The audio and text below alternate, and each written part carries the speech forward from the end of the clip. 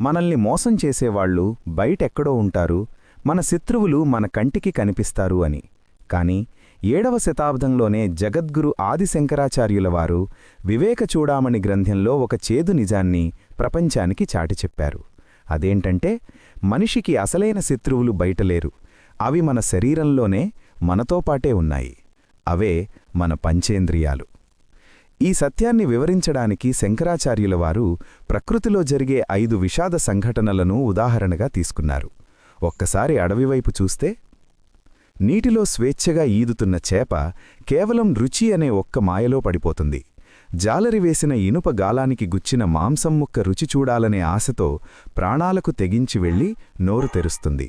అంతే, ఆ ఒక్క క్షణం రుచి కోసం దాని జీవితం ముగిసిపోతుంది. ఇక్కడ చేపను చంపింది జాలరి కాదు, దాని నాలుక. అలాగే అడవిలో ఎంత బలమైన ఏనుగైనా సరే మావటివాడి చేతికి ఎందుకు చిక్కుతుంది? ఆడ ఏనుగు స్పర్శ కోసం, ఆ శారీరక సుఖం కోసం మగ ఏనుగు మత్తులో పడిపోయి గోతిలో పడుతుంది. తనను బంధించింది గొలుసులు కాదు, దాని చర్మం కోరుకున్న సుఖం. రాత్రిపూట దీపం చుట్టూ తిరిగే మిడతను చూడండి. ఆ మంట వెలుగును చూసి ఆకర్షితమై ఆ అందం వెనక ఉన్న నిప్పును గ్రహించలేక అందులో దూకి కాలిపోతుంది. దాన్ని చంపింది మంట కాదు, దాని కళ్ళు చేసిన మోసం.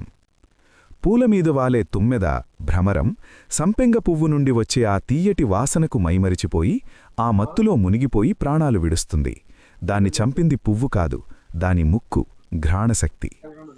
ఇక చివరిగా అడవిలో చురుకుగా ఉండే లేడిపిల్లలు, వేటగాడు ఊదే వేణువు శబ్దానికి, ఆ సంగీతానికి పరవశించిపోయి ప్రమాదాన్ని కూడా మరిచిపోయి నిలబడిపోతాయి. వేటగాడి బాణానికి బలవుతాయి. వాటిని చంపింది వేటగాడు కాదు, శబ్దాన్ని నమ్మిన వాటి చెవులు. ఇక్కడ మనం గమనించాల్సిన భయంకరమైన నిజం ఒకటుంది. ఈ జంతువులన్నీ, చేప, ఏనుగు, మిడత, తుమ్మెద, జింక, కేవలం ఒక్కోదానికి ఒక్కో ఇంద్రియం మాత్రమే బలహీనత.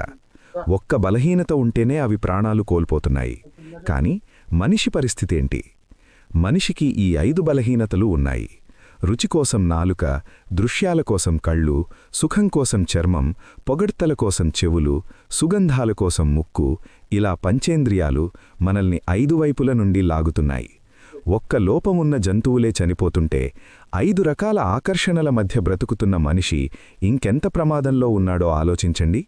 అందుకే శంకరాచార్యుల వారేమన్నారంటే, ప్రపంచాన్ని జయించడం గొప్ప కాదు, ఎవడైతే వివేకంతో తన సొంత ఇంద్రియాలను అదుపులో ఉంచుకుంటాడో వాడే నిజమైన విజేత, వాడే మృత్యువుని జయించినవాడు.